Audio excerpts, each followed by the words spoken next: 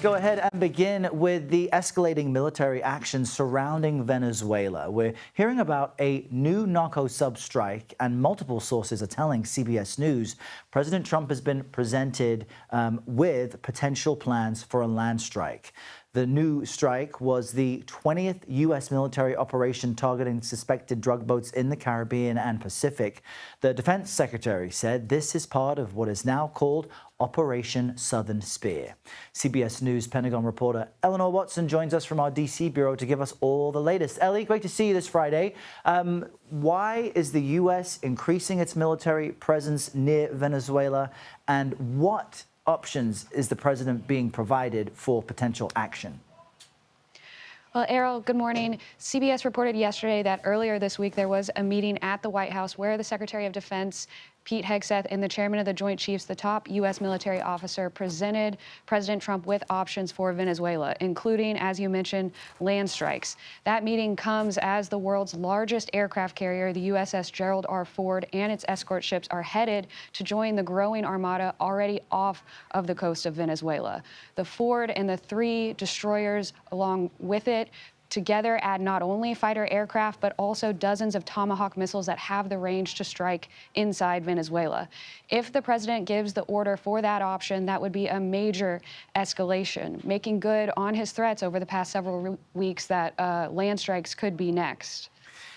And Venezuela has threatened its own response to this increased U.S. military presence. Tell us about that. And now we know that this operation has a name from the defense secretary, Operation Southern Spear. What is it all about?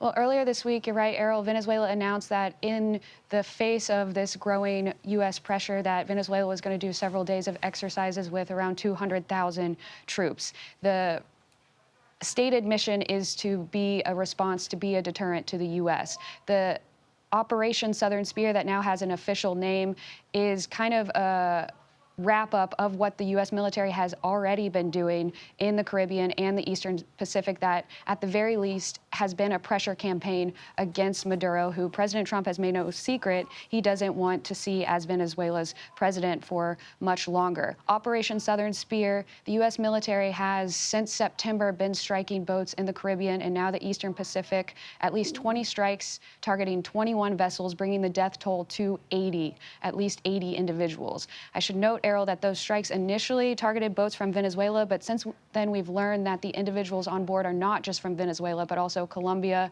Ecuador, and Mexico. The land strikes, though, would be a major shift in this operation if that's what happens next. Yeah, that's right. All right, Ellie Watson giving us the high-line view of all of this from our D.C. bureau. Ellie, thank you very much. Let's dig into some of the specifics now with Ryan Berg. He's the director of the Americas program, I should say, and head of the Future of Venezuela initiative at CSIS. That's the Center for Strategic and International Studies. Ryan, good morning and welcome. Some are describing this as the largest U.S. military flex in Latin America in a generation. Do you agree with that assessment? And what is your overall take on how this has already impacted the region? Good morning, Errol. It's great to be with you. I agree with you that this is one of the largest military buildups we've seen in the Southcom area of responsibility. To go back in time to find a historical precedent, you have to go back to 1989 on Operation Just Cause, when the United States overthrew the then dictator of Panama, Manuel Noriega, or 1994 in Operation Uphold Democracy, which was a UN mandate to reinstall democracy, or the Aristide government, rather, in the country of Haiti. That was the last time we saw an aircraft carrier permanently stationed in the Southcom area of responsibility. We see them transiting in and out. Sometimes we see them on occasion for very brief periods of time. But the idea that a ship like the USS Gerald R.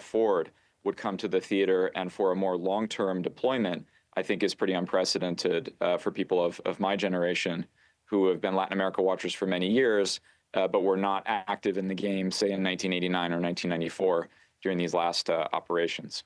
Do you get a sense that this is really about drug trafficking and narco boats? Because as we just heard from Ellie, you had nationals not just from Venezuela, but Colombia and Mexico who have been killed. And you've argued that the U.S. alone won't be able to bring about change in Venezuela. So who else in the region needs to support this effort, and what is the larger aim in your view?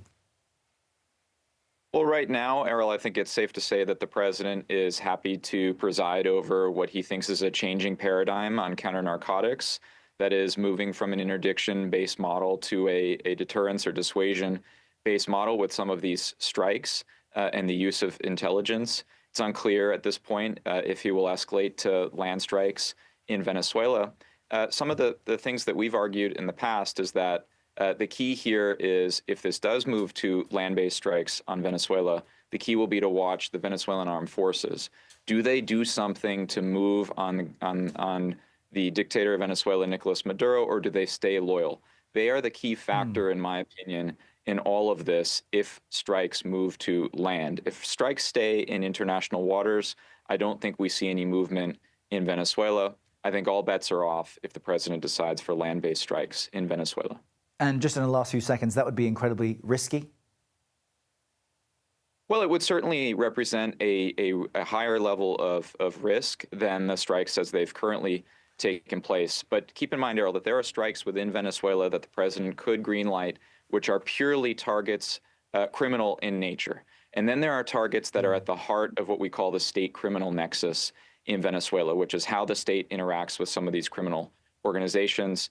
That implicates the armed forces because they oftentimes allow their infrastructure to be used for illegal activity. That would be a much higher risk appetite than pure transnational criminal organization type targets. Very interesting. Ryan Berg, great to get your insight on this really important topic. Thanks for being with us today.